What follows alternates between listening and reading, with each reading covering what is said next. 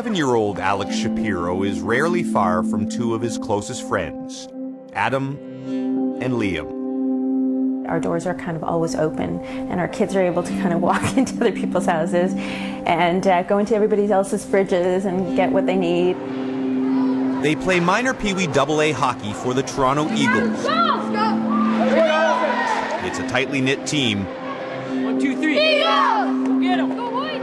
Most of the boys have been together since they were 7. We're basically a neighborhood team. Kids go to school together, they play soccer together in the summer, they know each other from the neighborhoods and the parks, and the families have grown really close. 2 seasons ago, the boys won the Minor Adams Single A City Championship. That was unbelievable. That was like winning the Stanley Cup. They got t-shirts and sweatshirts saying City Champion, and that is their prized possession. Alex was named winner of the Blue Ice Award for his determined play around the net. He's always the one crashing the net, and the puck always seems to go off the goalie, and he's right there to like tap it in, so he got almost every goal like that.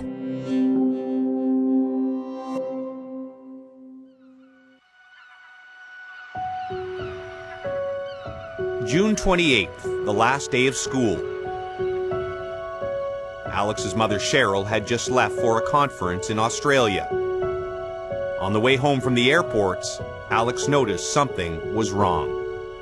Alex said, "Dad, is it normal my one leg's bigger than the other?" And I looked at it and I knew something was not right. The next day was a blur of hospital rooms and x-rays, and the results were not good. Doctors suspected it was cancer. It was devastating news, and Cheryl was on an airplane, a 21-hour flight to Australia. I didn't quite understand what he was saying. It was very, like I could understand it, but then I couldn't understand it, and then I realized, okay, I've got to come back. A biopsy confirmed their fears, and Alex began chemotherapy. And one of the first questions I had was, like, what about hockey? How do we tell him he can't play hockey this year? And the doctor said he's going to be so tired, his blood levels will be low, he'll be nauseous, so don't even bother telling him he can't play because he won't want to. But the doctor was wrong. Alex adjusted to the ups and downs of his chemo cycle. It's really draining and exhausting, but as soon as his friends come in, he immediately puts everything behind him and he sort of just healed Alex. He started practicing with the team, wearing a green sweater, signaling teammates there was to be no body contact. Soon Alex was joining his team on game days. After I watched the first game, I asked my mom if I could play in like maybe the pre-game warm-up and just stay on the bench. He's about the most determined kid you could possibly find. And so for him to check into the hospital and get out 3 days later, 4 days later, and be at the rink the next day, that's Alex. It feels like before I knew about it, and there's like nothing else going on with me playing hockey. Alex's chemotherapy lowers platelets, the cells that clot your blood, and makes bleeding potentially life-threatening. And minor Pee Wee features the introduction of hitting, complicating matters further. So the odds of Alex actually getting into a game seem slim. But a day arrived when Alex's blood counts were good, and without even telling her husband, Cheryl gave Alex's coach the go-ahead. 30 seconds of a shift at the end. If your team's doing okay, I think it'll be okay. Play hard. Late in the game, the Eagles down 3-0. The coach called Alex's name. Coach said, get your stick, you're gonna go on for a shift. And so next to me he said, "Hey, where's Alex? He's no longer at the end of the bench." Mike bent over and said, just keep your head up, don't get hit. And then they said, no, he's going on.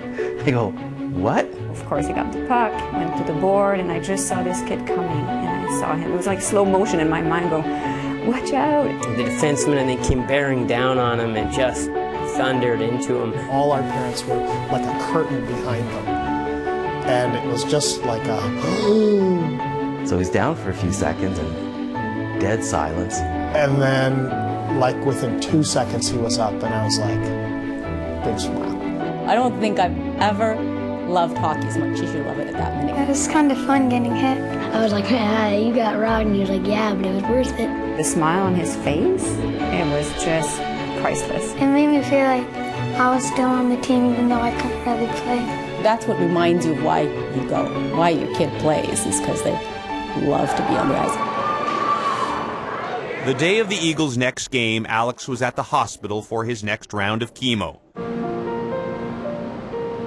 when the hospital didn't have a bed available, he went home, got his hockey gear, and was back in uniform that I remember thinking before the game, wouldn't it be something if he scored? The game was still 0-0, and Alex came up the right side with the puck.